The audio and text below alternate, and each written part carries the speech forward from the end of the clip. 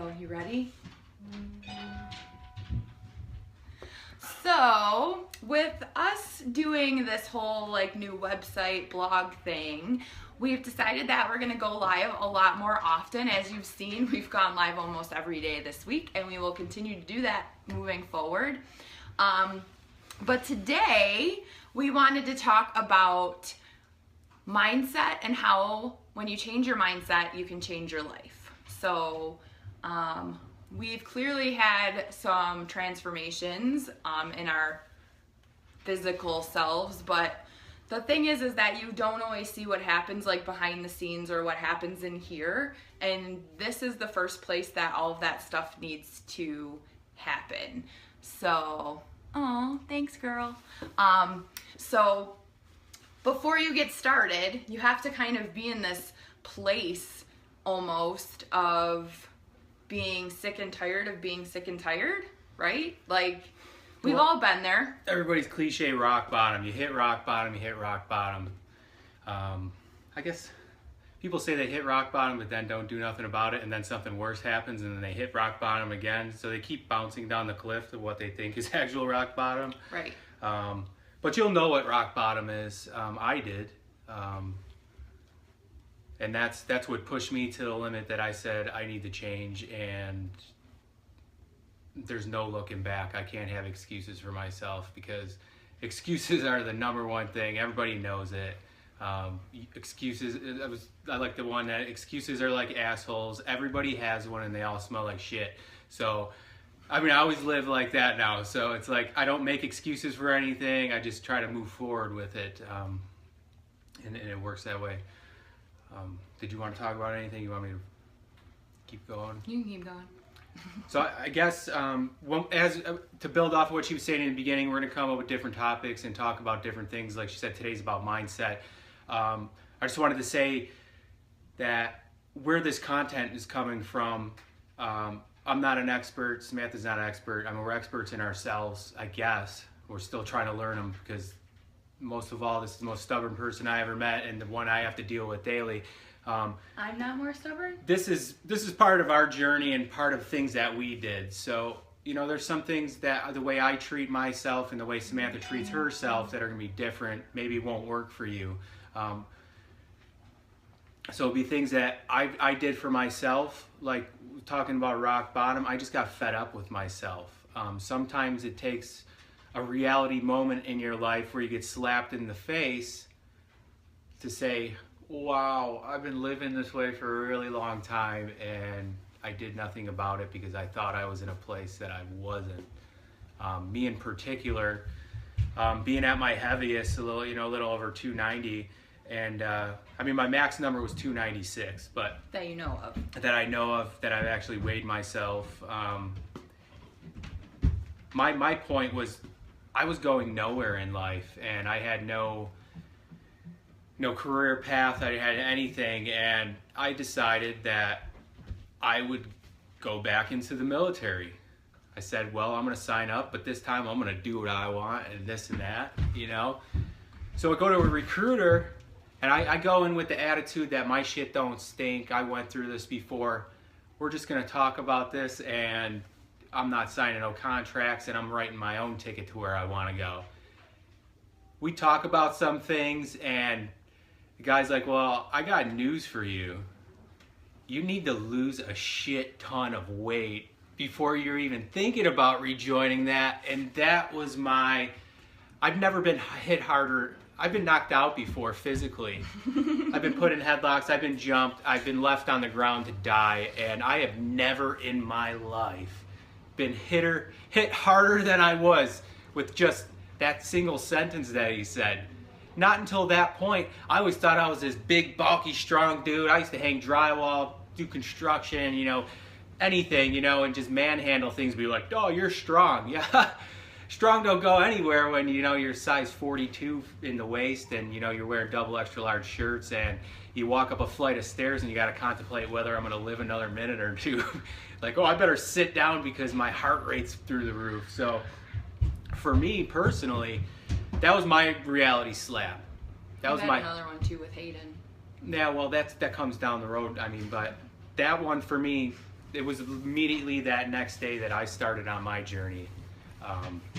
I decided that if I was going to do anything with my life, and at that point in time I was focused on re-enlisting in the military, even though I did everything to myself, I said, I'm going to prove that motherfucker wrong.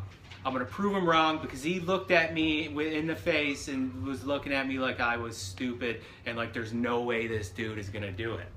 There's no way you're going to lose weight to re-enlist, so I wasn't worth part of his time. I kind of wasted it, even though I was so sure as shit, you know.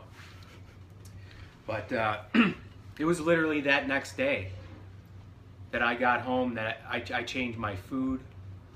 I started working out a lot. I would spend 4 hours a day on the treadmill doing different things. I'd get blisters on my feet. I would cut around them so that they wouldn't rub on my feet, and I would duct tape my shoes to my feet, because that was my point. I was not giving up. I didn't need any excuse. No injury was going to be an excuse for me.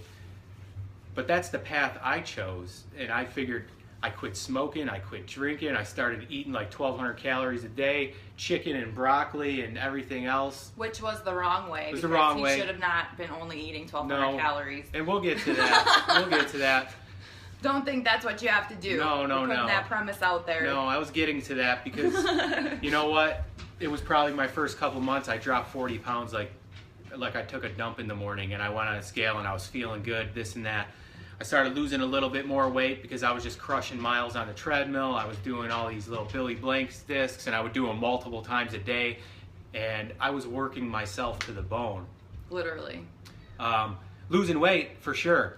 Feeling better about myself? I think so. At the time, I thought so, maybe. Until, you know, I tried a different style of workout where I wanted to do a little bit of strength training, and it started off doing some push-ups, and I'm like, all right, I could do this. I'm about 50 pounds lighter than I was before. I'm going to crush push-ups like nothing. And then I get down on the ground and I could barely do one. I depleted myself so bad of all the nutrition, lost weight, wasn't feeding my body that I lost a ton of my muscle mass that I've actually had under that shield of armor that I, you know, once thrived myself to be really strong.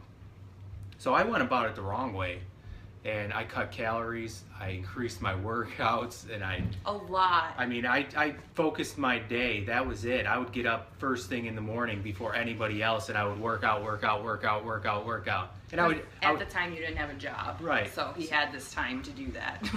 And then I would just eat a little bit and then work out again and eat a little bit more, you know. But it was the wrong way to go about it for me. But then, not to get off, we'll get on to that later and how to take small steps and be patient or whatever. But today we're talking about mindset, and we don't want to make this video super long because it could just go on because I'm a waterhead and I could just keep going on and on and on and on and on. But because I do talk. He does, contrary to everybody's beliefs apparently, based on our comments yesterday that I have to get back to. I'm like blind. I can't see what everybody is like commenting. Yes, exactly, Jennifer. And it's the easiest thing to do. And what a lot of people don't realize is that when you start seeing weight initially, when you're starting on a journey for that, when you hit your point, is you've been eating like shit for a long time. And if you start cutting into clean eating, I mean, you can have a ton of undigested food in your body. So initially, that first week when you start working out, you're going to have probably a huge weight loss if you stay on point because you're cleaning your system out. So a lot of times, including myself, with a lot of people, I'm just going to keep going with it. I'm losing weight. I think I'm eating enough. It's normal to be hungry as hell all the time because which it's not, which we all come to learn later in life. So you get used to these normal feelings. You're like, oh, I'm hungry, so I'll chew gum because that's something, or I'll just drink more water. Drinking water is fantastic, but that's not a meal replacement by any means. But yeah, and I got mine here. But I guess we keep going off of mindset, but that's okay. Well, the whole point was that you got to this point where it was like your rock bottom, and so you have to. in order to start any kind of a health and fitness journey, you have to want to do it. Like, nobody's gonna be able to force you to do things. We can't come to your house and slap food out of your hand. We can't go with you to the grocery store every time you need to go to the grocery store and buy all of your food. And we can't meal prep for you and force it down your throat. So like, when you first get started on something, like, you really need to want to do it, because we all have these low points in our life that kind of really make us think twice about what it is that we've been doing to ourselves up until that point. And we all hit that rock bottom place, and I know that I'm gonna talk about my stuff more tomorrow, but today we were focusing a little bit more on him. So that was the premise to our little Right.